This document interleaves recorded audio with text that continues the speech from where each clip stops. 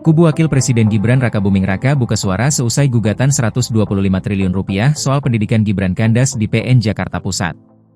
Pihaknya mengaku senang atas putusan tersebut. Pengacara Wapres Gibran, Dadang Herli Saputra menegaskan bahwa pihaknya menghargai putusan PN Jakpus sesuai dengan dalil yang mereka ajukan dalam eksepsi.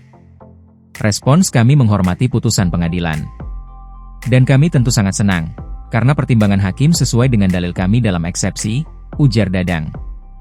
Dadang juga menghargai kubu penggugat, Subhan Palal yang mengajukan gugatan tersebut. Dia menekankan, walaupun mereka dalam posisi berseberangan, tetapi kubu Gibran menghargai jalannya proses persidangan selama ini. Kami juga menghormati semua pihak, termasuk kami menghormati penggugat. Walaupun kami pada posisi yang berseberangan, kami saling menghormati sehingga proses persidangan berjalan lancar dan tertib, ujar Dadang. Diketahui, gugatan perdata Rp125 triliun mengenai riwayat pendidikan SMA Wakil Presiden, Wapres, Gibran Rakabuming Raka kandas di tengah jalan. Pengadilan Negeri, PN, Jakarta Pusat, Jakpus, menyatakan tidak berwenang mengadili gugatan tersebut. Hakim yang mengadili perkara menyatakan kewenangan untuk memeriksa perkara ini adalah Pengadilan Tata Usaha Negara, PT-UN. Untuk itu, gugatan perdata yang diajukan oleh Subhan tidak dapat dilanjutkan di PN Jakpus. Namun, pihak-pihak yang tidak puas atas putusan ini masih bisa mengajukan upaya hukum lanjutan.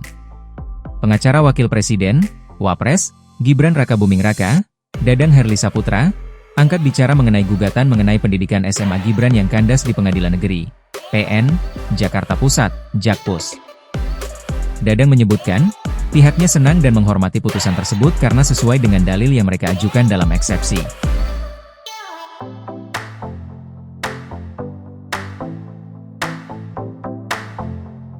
Respons, kami menghormati putusan pengadilan.